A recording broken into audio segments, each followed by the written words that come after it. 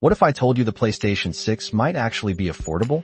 For years, the gaming community has braced itself for an eye-watering price tag on Sony's next console, especially after the PS5's rocky launch price and the even pricier Pro model. But new whispers suggest a very different strategy is in play. Remember the PlayStation 5's launch? It wasn't exactly kind to our wallets, and then the console even grew a bit pricier over time.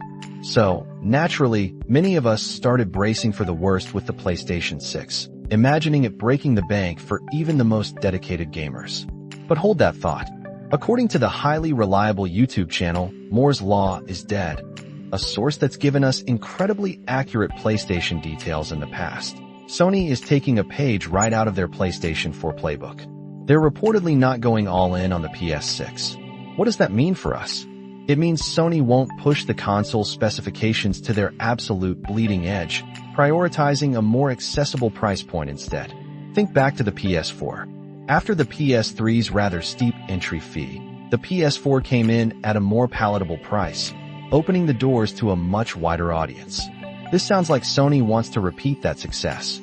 When can you expect this potentially more budget-friendly console?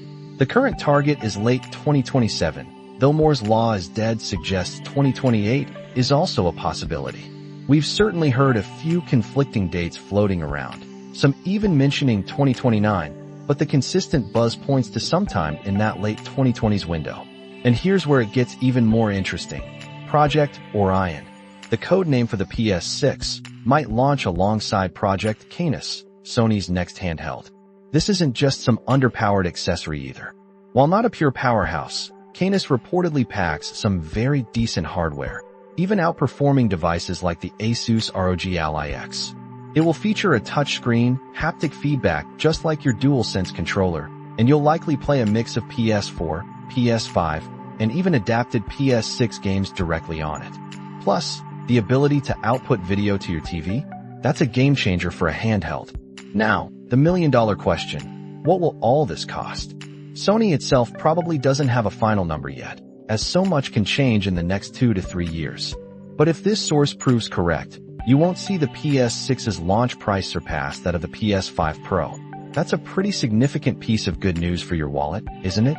This strategy suggests Sony has listened to its audience, balancing cutting-edge tech with real-world affordability.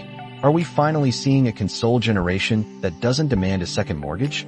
We'll certainly be watching. What are your thoughts on Sony's potential direction for the PS6 and that new handheld? Let us know on social media, and don't forget to subscribe for more insights into the ever-evolving world of tech.